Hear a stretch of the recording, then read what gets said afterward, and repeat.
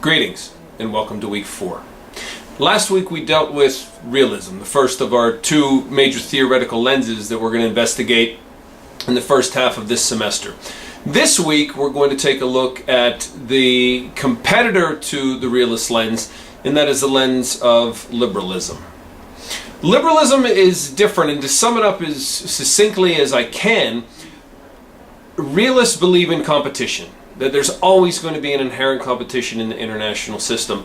And through that competition, states can meet their national interests if they're stronger than other states. Liberals see things a bit differently. In fact, they see things completely differently, in the sense that they believe that even in an anarchic system, if states work together and cooperate, then all states can have a beneficial result. So, realists, competition, international system is inherently competitive and will always be so. Liberals have many of the same views as the realists, but they feel that through a structured effort, states can learn to cooperate, learn to trust each other, and through that cooperation make the world a better place. So, we will investigate the lens of liberalism. Looking to the future, we will begin then breaking down realists and liberals and applying their thinking to different scenarios. And in week 5, we'll deal with the security dilemma. But for now, we will just stay with the fundamental philosophical underpinnings of the liberal lens. That's week 4.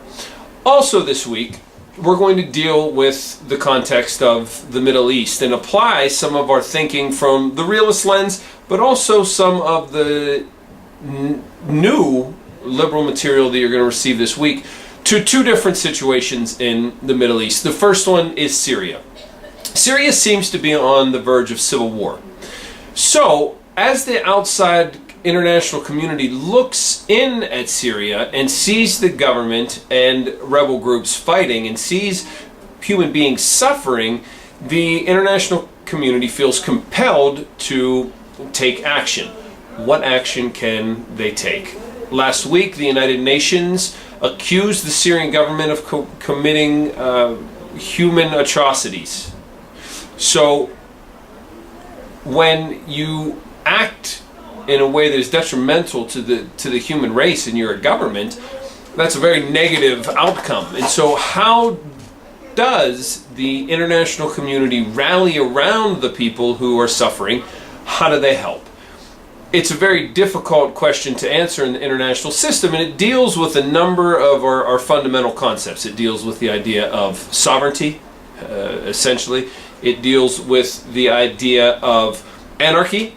It deals with the idea of power, and it deals with a very liberal idea of human rights and the right of all human beings to live in safety and security from their own government, and the responsibility that the international community has to guarantee that right.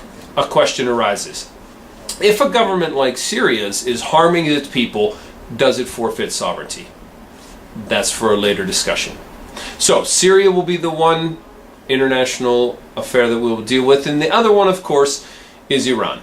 And we're going to look at Iran. We've dealt with Iran through the realist lens. Is Iran a rational state?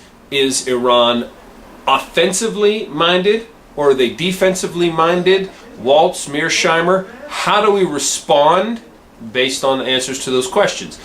Now we're going to look at it from a more liberal standpoint, and we're going to look at it through the lens of the United Nations. The United Nations is really the mother of all liberal institutions, and its offspring, the Security Council and the International Agency on Atomic Energy, or the IAEA, they have the responsibility not only to monitor Iran's behavior, but also to punish Iran if it is not in line with the behavior that the United Nations expects.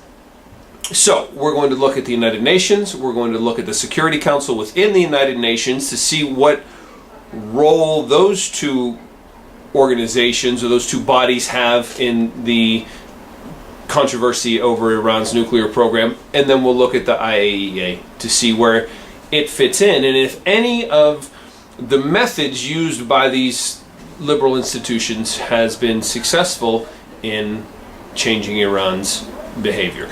The answer is a little more complicated than it may seem initially. So, this week, liberalism. Then applying the liberal ideas to the situation in Syria and to the situation in Iran. My special assistant couldn't be here this week. She is on special assignment out making the world a better place. Or maybe she's throwing up or crying or something. But in any case, she couldn't be here this week. So, have a good week 4. Thank you for the work that you're doing and for the work that you will continue to do. Have a good week.